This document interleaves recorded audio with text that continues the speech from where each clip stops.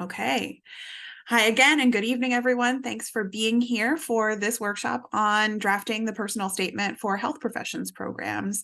I'm Dr. Amanda Dye from Beyond Barnard, and I'm really excited to talk to you all a little bit today about one of the more challenging parts, I think, of preparing an application, but ultimately one of the more rewarding parts. So I'm going to start sharing my presentation,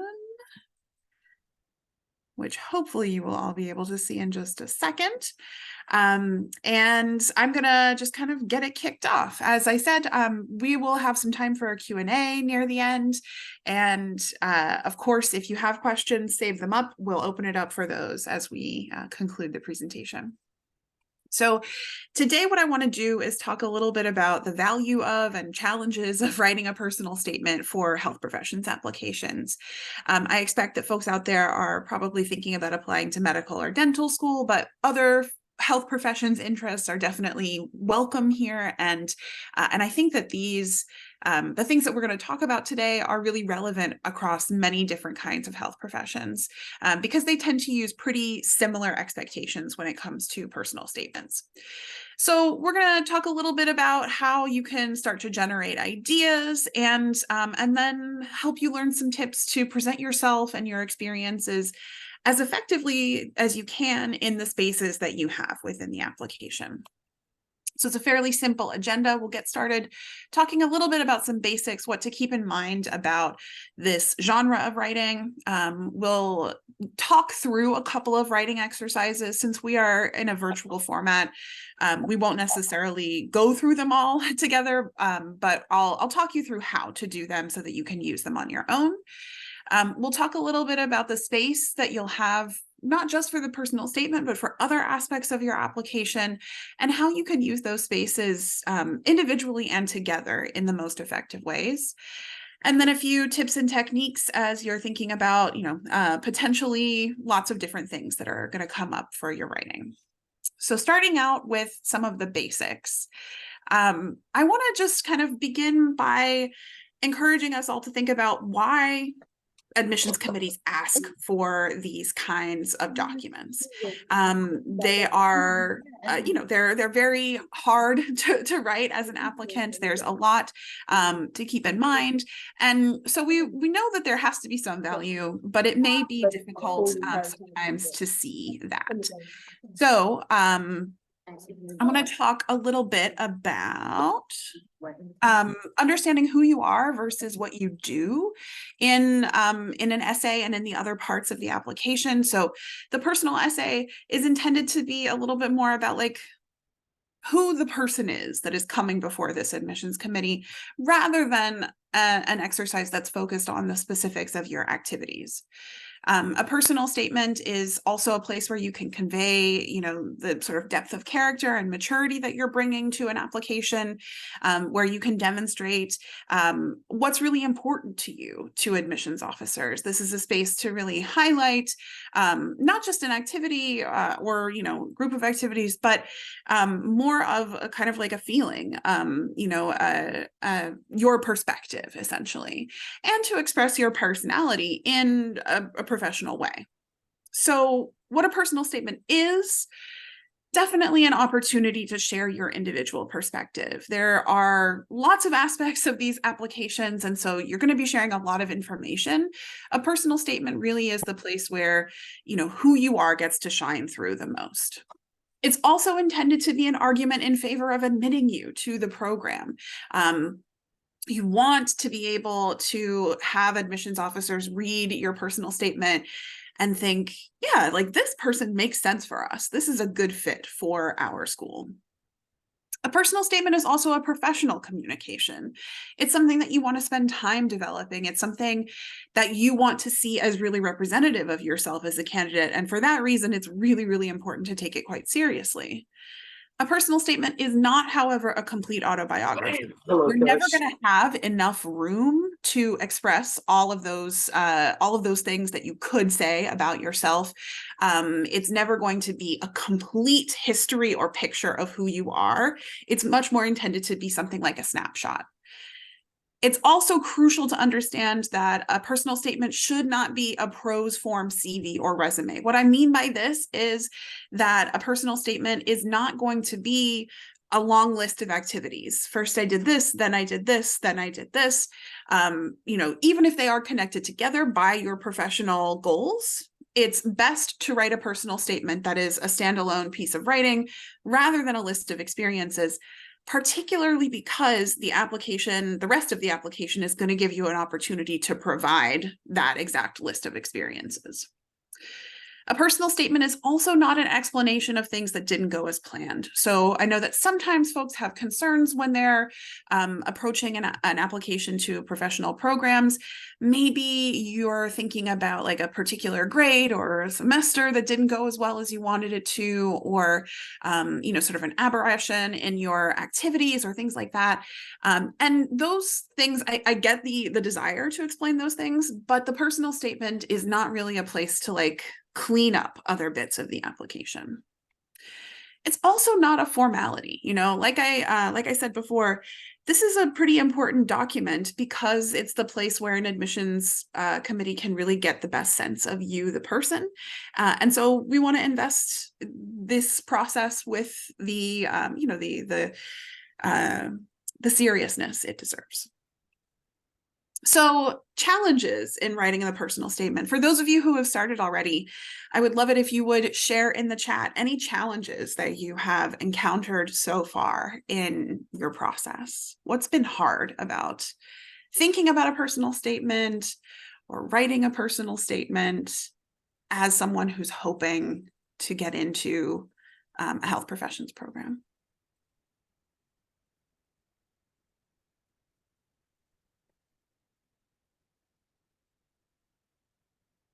Deciding what to include and what not to include. Definitely. Okay. Yes. we've got two. Noting, yeah, it's tough when you've had a lot of really meaningful experiences. Coming up with a main story. Yeah. Figuring out what you want to highlight in the application or in the statement in particular.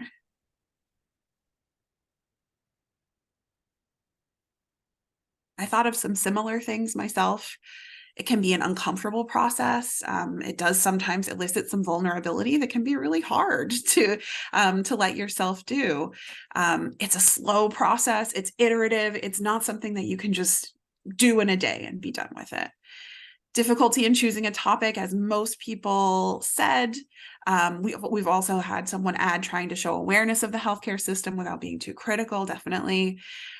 Knowing that there's a variety of backgrounds in your audience, right? So for any piece of writing, who reads it is part of how it's interpreted.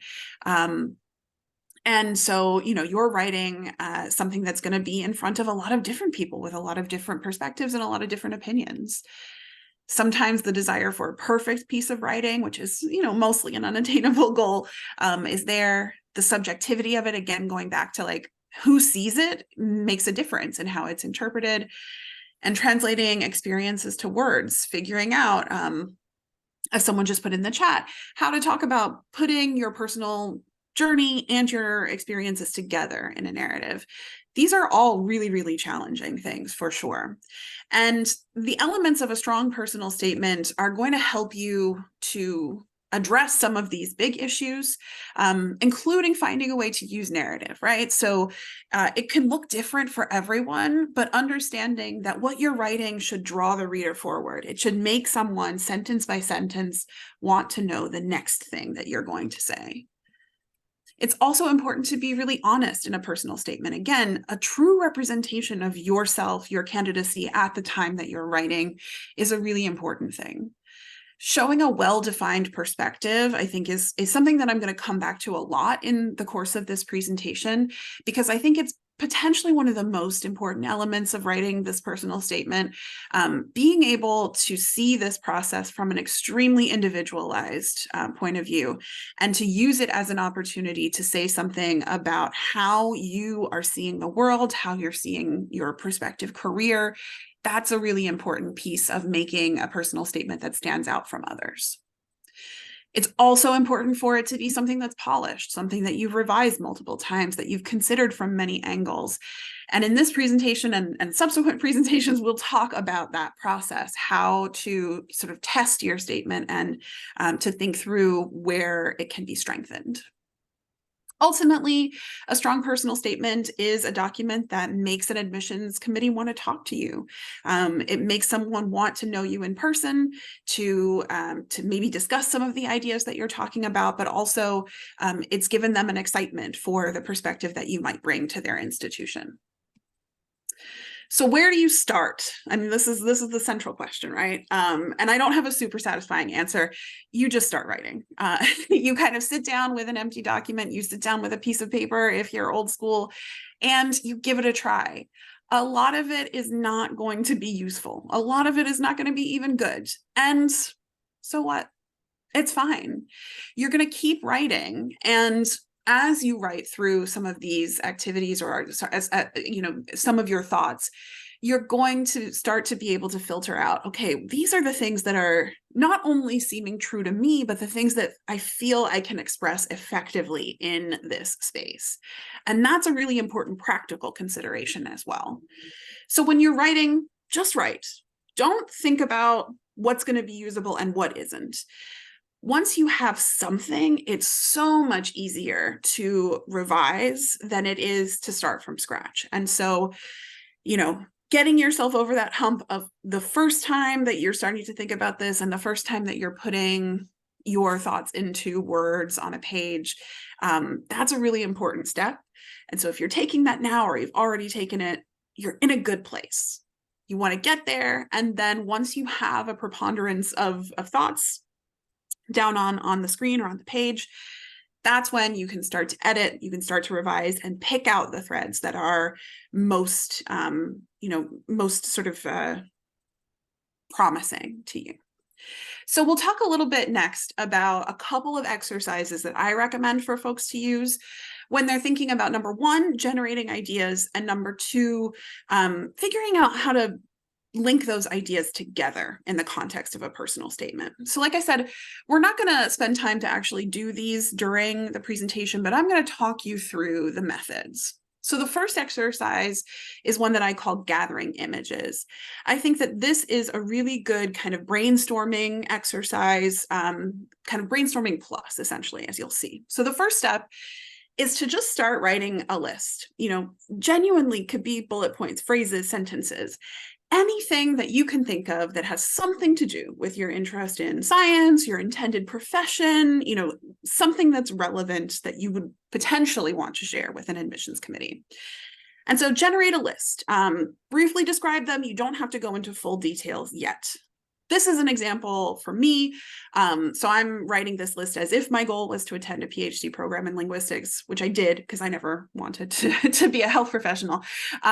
This, I think, would be a good exercise if essays for PhD programs were similar to health professions. They're not, but imagine a world in which they are. This is my list. I'm talking about academic things, sort of thinking to my past and places where I was really excited academically, research that I had done that has direct bearing on the fact that I wanted to go and get a research-oriented degree, things about my personal background, sort of like societally. I grew up in a place where awareness of language and linguistic variation was often described in really like polarized terms, and personal stuff, like the last thing is a really silly anecdote, but I did like to do accents as a kid. And now I can look back and see that's related to the fact that I wrote a dissertation in phonetics, but it's maybe not a connection that it's certainly not one that I thought of actively when I was thinking about my, my educational plans. So something like this, make a list, anything that you can think of, anything that might be relevant. And the second step is just to pick one of those items from your list at random and take about 5 minutes to develop it a little bit more. So go from a sentence to, say, a paragraph.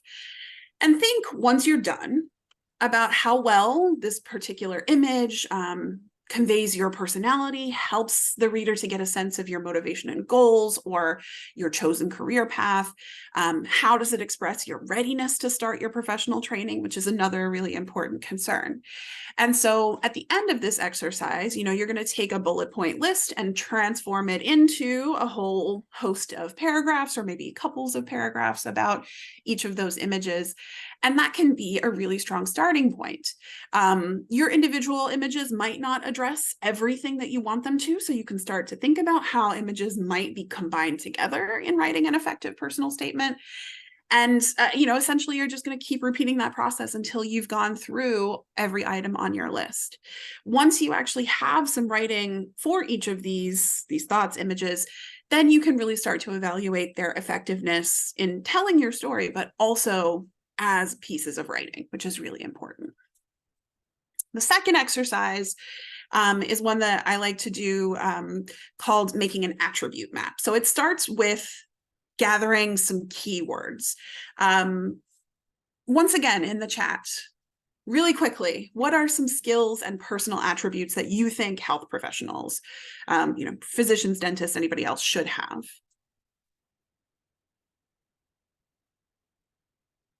Analytical, decisive, empathy, definitely. I got a couple of empathy. Communicative, definitely. Active listening, certainly related to communication. Yeah, anything else?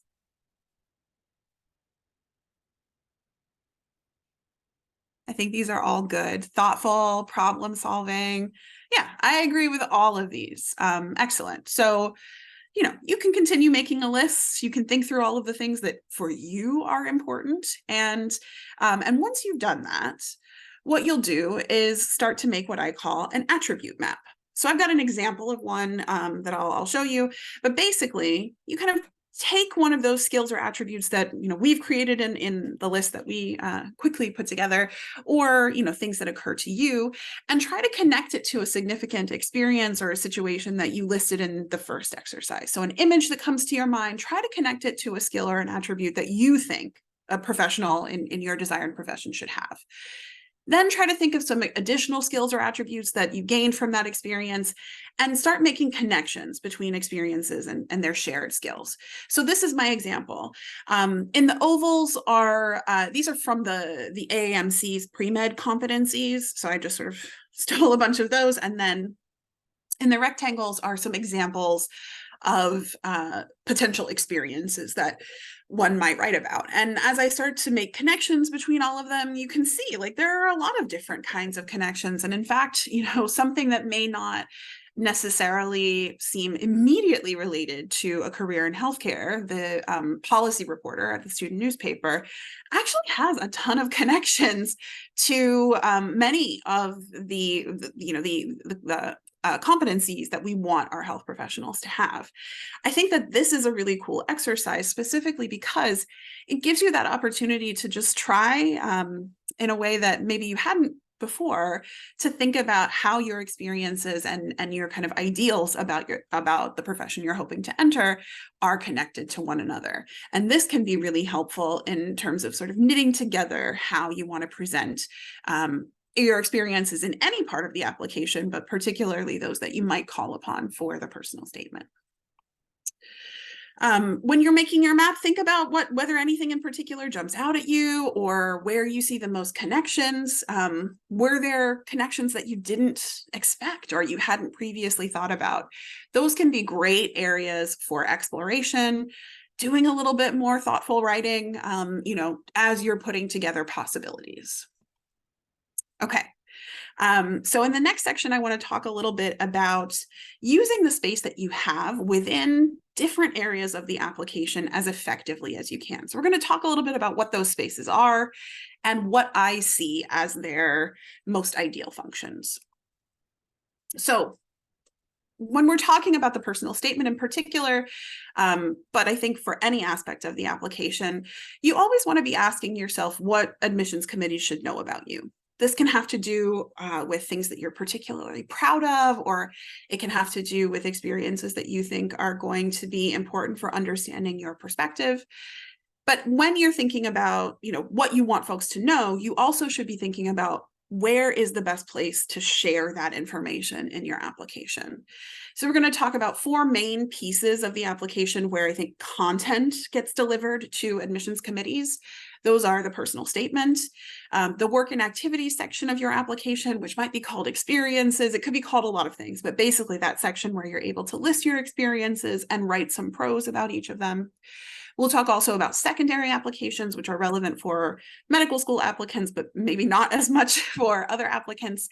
And then we'll talk about interviews a bit as well. My main point in this section of the presentation is that the different pieces of your application should be working to complement each other. You are not trying to do the same thing in each of these sections, and so you're going to need to treat them differently in the way that you write. So this is kind of how I see it. The personal statement is a place for narrative. Again, it's answering that question very broadly. Who are you? This is a space that really prioritizes your perspective, reflection on your experiences, rather than information about those experiences. So what I'm saying here is, in the personal statement, it's less about describing what you've done and the minute details of that, and more about analyzing for the reader, why are we even talking about this experience? Why is this experience something that we're highlighting? In the work and activities or experiences section, by contrast, this is where you're going to do the key information presentation. So this is telling the application reader how you've been spending your time. This is by far the best space, the most appropriate space for activity-specific details. So when we're thinking about, sharing accomplishments or describing your role in a particular research initiative, or, talking about what you accomplish in a job or a volunteer experience, this is for the work and activity section primarily.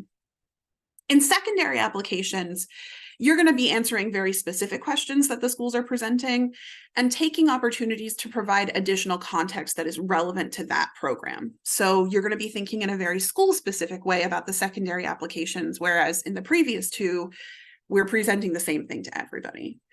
Secondary applications also provide an opportunity to build on some of the information that you've introduced in other parts of the application. And that can be really, really helpful when we're thinking about, if a school asks you a question, a secondary question about a time when you've overcome a challenge, you might refer back to an experience that you listed elsewhere in your application. And then finally, interviews. Interviews are intended to evaluate your communication skills, your ability to present yourself in person rather than gathering information. So in interviews, it's really not about saying new things. It's about potentially talking about some of the things that came up in your written application, but much more about getting a sense of who you are in person, really understanding the person behind the application. So the personal statement is the first step there. And I think the interviews really kind of carry on that torch in the application review process. So since we're talking about personal statements today, for personal statements in particular, I want you to consider first, does the information that you're thinking about including fit in the essay? Secondly, what information are you sharing elsewhere? Is this completely overlapping information? Is this something that is working in complement to other parts of your application, or are you repeating yourself? And then finally, how well does the writing itself represent your voice and your perspective? It needs to represent you. And so making sure that the way that you're saying things is consistent with how you've experienced them, how you see them now, is really, really crucial. And I want to very much highlight the sentiment on the second half of this slide. Just because something isn't in your personal statement does not mean it isn't important. You will have plenty of important things to say that just simply do not fit in your personal statement for a variety of reasons, and that is okay. Nobody on the admissions side expects that you are going to put everything that's key and crucial into the personal statement, because they know you just don't have the space to do that. So remember that admissions committees are going to be looking more for details about your activities in the experiences section of the application. and free yourself up. Let yourself see the personal statement as a place to do something that's a little bit more personal, a little bit more about storytelling. It's important to include context. So if a reader doesn't understand why you're telling them about something, it's not going to have as much impact. This is true in the personal statement as well as the work and activity section. You want to make sure that what you are writing is something that a third-party reader can easily understand. And this is where having external people read your writing can be really helpful. Sometimes it's very easy to kind of get caught up in your own thoughts and memories, and you don't realize that you've kind of skipped from A to C, but the reader needs to hear B. It's okay if it takes you a few tries to get language that feels right when you are doing this kind of writing. Remember, again, you're probably not going to be able to include all of the details that you'd like to share. An example of this, I very often, well, if people send me personal statements for comments, one of the things that comes up time and time again is dialogue. A lot of times people will try to include, dialogue between them and another person in a personal statement. And that eats up so much space that I almost always will say it's probably something that you could cut, even if you feel like it's super evocative. Remembering that linear or chronological presentation is not always best. So it's probably not going to be the best idea for you to, sort of start with childhood and have your personal statement end at the present day. That's too much space really to be covering in the amount of time that you have with the personal statement. And I also want to encourage you, when you're going through this process of kind of trying things and discarding them, to cut yourself some slack. This process is tough always, but thinking really, really carefully about not just what you want to say, but exactly how you want to say it is something that's going to be helpful in preparing you for interviews in the future, as well as writing other elements of the application like secondaries. Okay. I want to talk through some more kind of practical tips and techniques, and then I will open it up for questions. Excuse me. Okay, so first tip. I often hear people talk about wanting to stand out, and uniqueness is not always the best approach here. I encourage people not to focus on experiences that they feel like they're sharing just because they're kind of unusual. Because first of all, you can't assume you're the only person for whom a particular story is true. Admissions officers are seeing a lot of applications, and you would be shocked to know how many times people have done things that seem relatively unusual and extraordinary. It's not to say that you can't talk about those things anywhere in the application, but if you're choosing something, to sort of center your personal statement on just because you think, oh, they've never heard this before, it may be something to reconsider. I also want to encourage you to think about the fact that, the nature of this process, the nature of applying to health professions programs is such that it kind of forces people to have a lot of similarities in their applications, right? I mean, everybody who wants to go to medical school probably has some pretty robust research and clinical and service experiences. These are things that admissions committees expect. So there are a lot of very similar contours in many applications. And the way that you can stand out, as you're forced to kind of be similar to other applicants just by virtue of how the process works, is that you can share things from your specific perspective. So for me, when I think about a unique personal statement, a personal statement that is really effective, it's one that helps me see a candidate's experiences through their eyes. Seeing an experience from your particular perspective and understanding why you think that experience is important is much more interesting to me than, you went surfing in Tahiti or something like that. There is a lot of value in understanding, setting yourself apart from other applicants through your writing itself. Related to this, avoiding cliches. Again, it can feel different because there are similarities between you all. Folks who want to be health professionals they usually care about people. They're usually interested in the intersection between sciences and humanities. They're usually interested in puzzle solving. They're usually pretty compassionate people who care about social good. These things should all be true of health professionals generally. We want those things in our health professionals. So, it's natural that you are already exhibiting those kinds of things as pre-health students. So it can feel really difficult, to stay away from other things that could be true of other people. I think, again, it's harder to do this if you're thinking of the personal statement in a really general way. But if you're allowing your statement to take on a personalized and specific shape, it's a lot easier to do. So what I mean here is, instead of just talking about an experience that you had working in a clinical practice, which is true of tons of people, you could really focus on a specific incident, a specific point in time when you changed your mind or you learned something that was really important to you for sort of the way that you see your future career. Letting your comments kind of highlight what you think readers should know about you, I think is a way for you to keep everything presented in as idiosyncratic a way as possible. Showing versus telling, this is advice that you'll hear a lot in writing personal statements. And the way that I kind of operationalize showing is, number one, avoiding blanket statements. I'm going to be a great doctor, that sort of thing. And rather thinking about how your specific experiences or your background or beliefs or values inform the goals that you have. Thinking about how you've developed over time and how you've grown as a person as you've been pursuing these goals, those are good places to reflect for areas to mine. When you start to think about moments that were transformative for you, that's where you can often find some really good stuff to share.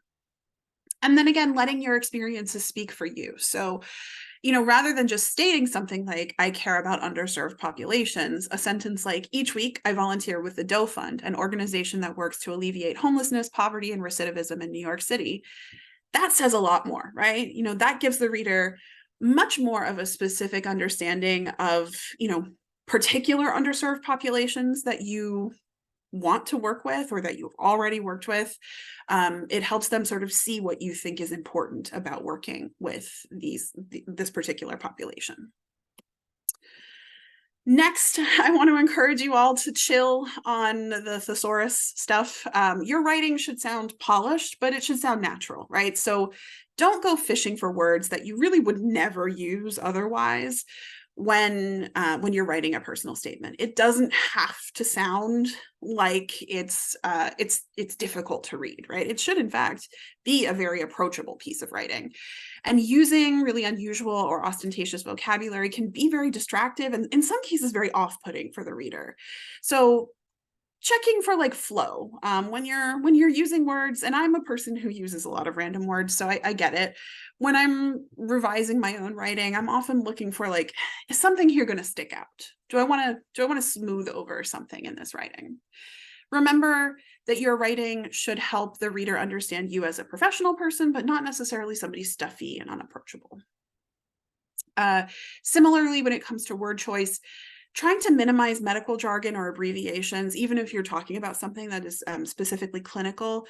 I think that this is important because not all of your readers are going to be physicians. Plenty of admissions personnel are folks who come from backgrounds like me. In fact, I was an admissions person. So not everybody who's seeing the application is going to have particular knowledge of the clinical things that you might be talking about.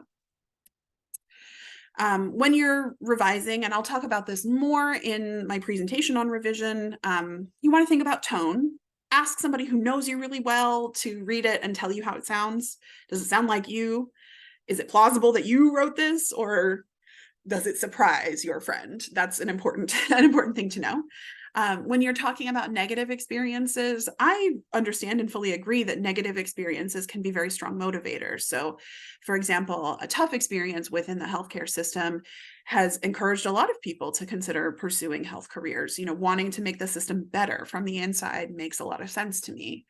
However, I think that it's important, given the fact that you are at the beginning of your career, as I say in the last bullet point, that you should try to discuss things from a positive perspective. So avoiding open criticism of people that you've encountered on your journey, and remembering that there's a difference between describing a problem and potentially, proposing solutions to that problem and complaining about something. And you want to make sure that your writing, if you are thinking about, things that could be construed as negative, is really landing more on the side of description and solution rather than complaint. If you are writing about patients, and it's very common for people to do so, it's not something that you have to strictly avoid. I always encourage to just use non-identifiable synonyms. Ms. R, their initials, just a fake name in general is fine. And when you're talking about health conditions that bring people into proximity with the healthcare system, please share only the details that you need to make your point. So I think sometimes people get really caught up in the excitement of kind of like understanding a very complicated diagnosis or a situation that has a lot of comorbidities or things like that. I don't think that the reader really needs a lot of details about that person in most cases in order for you to make the point that you're trying to make.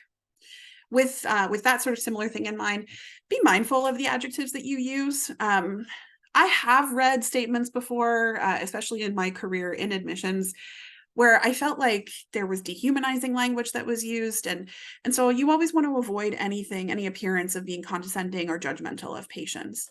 And with that in mind, also acknowledging what you learned from the patient rather than focusing on what you did for them is, I think, the most important thing to keep in mind when you're writing about other people's experiences. You don't want to be, sort of using other people's experiences in your service. You want to be demonstrating your gratitude for the opportunities that you've had to learn from patients. If you are writing about things that have to do with your own medical history, again, pretty common motivator for folks, and it's very understandable, and it's not something that I'm saying that you have to avoid. But as above, I would be very careful to share only the details that you need to make your point. Your health history is protected information, so consider how much you want admissions committees to know about you and your health history. It's also something you can talk about with me if you're kind of sorting out how you think about it. As you're drafting and revising, take your time. Strong personal statements are going to go through a bunch of rounds of writing and revision, and the process is the point. Learning more about yourself through this writing process is a gift. It's something that you're going to be really, really grateful for at the other end of it, as tough as it is.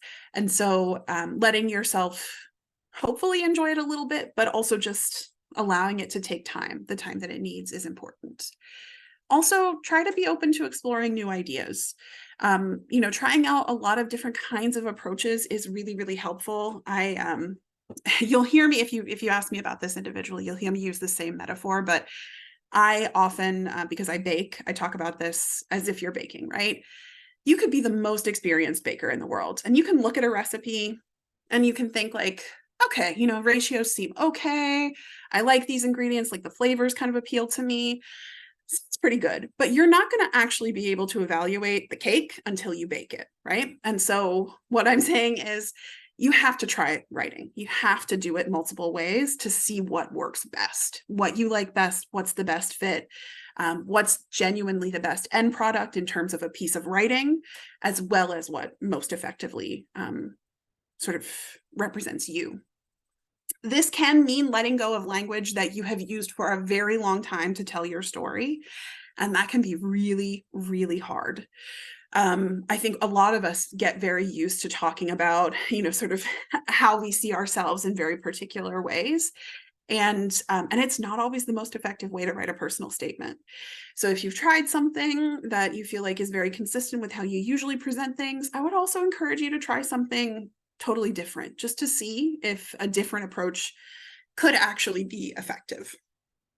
By doing that, you could end up somewhere that you don't expect, but it could be somewhere great. And giving it a try is the only way to know. Okay, so before I open it up for questions, a couple of upcoming workshops on February 12th, same time, 6 p.m. We're going to be talking about what to do once you have a draft. So again, in that session, we'll talk a little bit about exercises that you can use for revision, how to kind of take your personal statement apart and put it back together. And then later in March, we will have the third installment of my writing series, and that's going to be one about writing your experiences section. So how do you construct a list of experiences and kind of words about each of those experiences in a way that complements your personal statement rather than competing with it? And with that, I'm going to stop sharing so that I can see the chat better. I've seen a couple of questions have popped up, so I'm going to take a look at those. And let me see here. And I will start answering. You can keep adding them.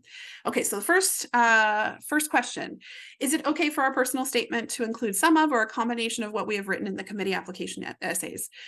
Not only is the answer yes, the answer is that is intentional. Yes, I asked you to write those essays for the committee so that you would start generating pieces of writing that could be useful in the personal statement.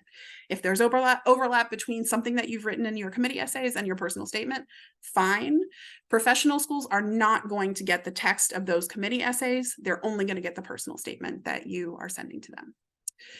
Second question is, how many words are typically allowed for a personal statement? It varies from application service to application service, but it's usually somewhere around 5,000 characters.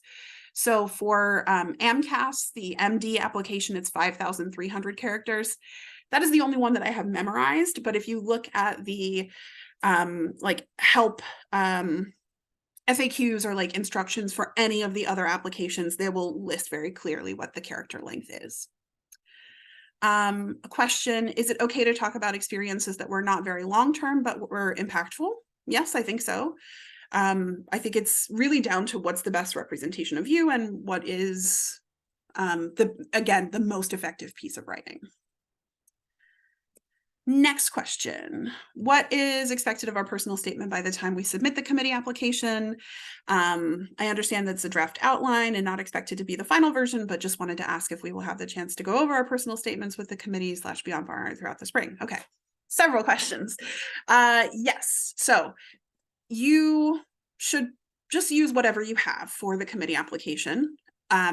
Really, the reason that I'm asking you to include a draft or outline is so that you have started to think about this. I want you to have thought about your personal statement at least a little bit by next week. It can be very rough. It can be very early stages. That's fine. I will, as I said, be continuing to offer writing workshops. I do provide feedback on personal statements, and I also work with the Writing Fellows program to train fellows to give feedback on kind of structure and content overall of personal statements. They can really help when it comes to like the effectiveness of the writing in general. So I'll be continuing to share resources for working on personal statements over the course of the spring. And then one thing to know is that before you request your committee letter, we're going to ask that you share with us a copy of your submitted primary application. So we will get the final version of your personal statement, what you submit to your application service, by the time we are finalizing your letter. Question about how polished do the committee essays need to be? I would say the stronger a piece of writing, the better. The folks who are going to be interviewing you, the faculty members who will be interviewing you, are going to be, of course, looking to get a sense of who you are as a person, but they're also going to be evaluating, sort of the quality of your writing. So I would say you want to make them as strong a representation as possible. It's not the case that you have to make them like a finely tuned literary piece to the same degree that you would for a standard personal statement. Like, it's fine to answer the questions, as they're written, because they are quite specific, but it should be, like, we don't want to see typos. We want to see complete sentences, that sort of thing, complete thoughts. That's what we're looking for here. Have I come to the end of the questions? This seems unlikely. Somebody else out there has a question.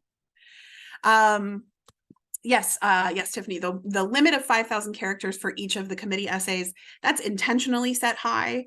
You're going to have more to say for some questions than for others. As long as you've answered the question thoroughly, that's all I ask.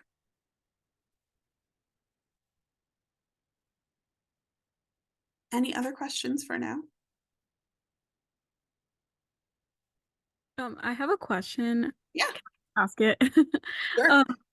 Um, so if we're using I'm assuming like we're using experiences from our activity section to also write our personal statement. So what are your thoughts on like how we should pick stories to either go in the activity section versus what goes in the personal statement? Like if we're using specific patient encounters or something like that.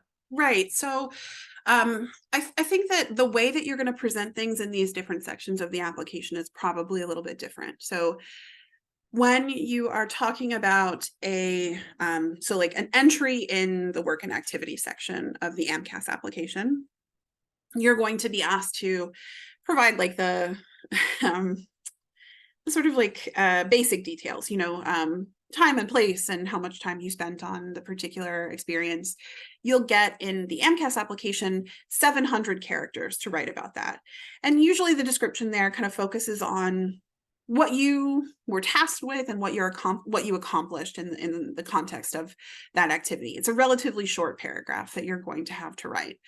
So if in the personal statements, you know that like your volunteering at New York Presbyterian was something important to you, and like there was a particular day, a particular person that you interacted with that you want to write about, you're going to be writing about it there. Like you're going to be writing that story potentially in the personal statement, not necessarily focusing on the details of your kind of broader involvement. So you might mention in the context of the personal statement that you encountered this person through the course of your volunteering at New York Presbyterian, but that's probably going to be like the extent of the kind of biographical information that you're giving about that particular engagement.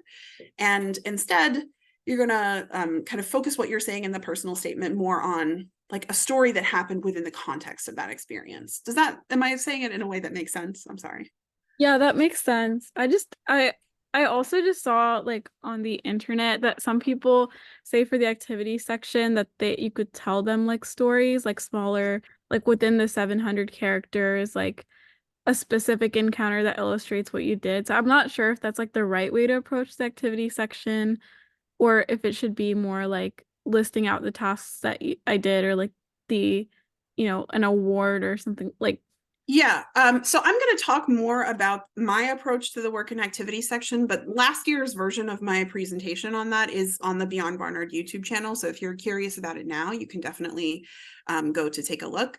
I find it most effective when the work and activity section, within those 700 characters, the applicant is presenting kind of like information to help me understand what they accomplished within the context of a particular experience. So while I think storytelling does sometimes come into it, particularly for the most meaningful experiences, because you get a much larger number of characters to write a separate reflection statement, I personally don't think that a general approach to the work and activity section is like a little vignette for each of them. I don't think that that's effective. Um, Then a question in the chat, is the work and activity section for the committee a work in progress for the actual application? Yeah, kind of similar. So again, when you actually request your committee letter, we're going to ask you to share with us a copy of your submitted application. So we will get the final versions of all of your activity descriptions at that point. For the activity section for the committee letter, do we have to fill out both total hours and hours per week? It's helpful if you can give us a sense of not only the overall commitment, but in particular, kind of your average weekly commitment.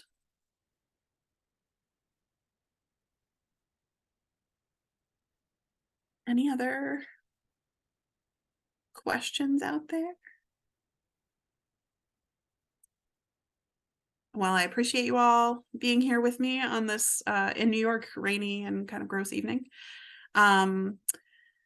Second follow up to the previous question. If it was not a weekly activity, I think you can maybe put the total number of hours and then in the text of your response, just kind of note typically how often you were engaging in that activity.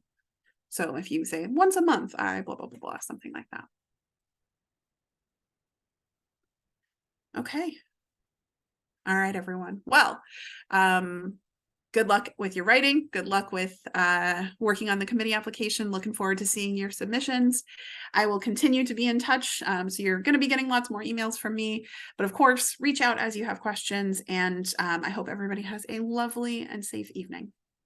Thanks, everybody. Thank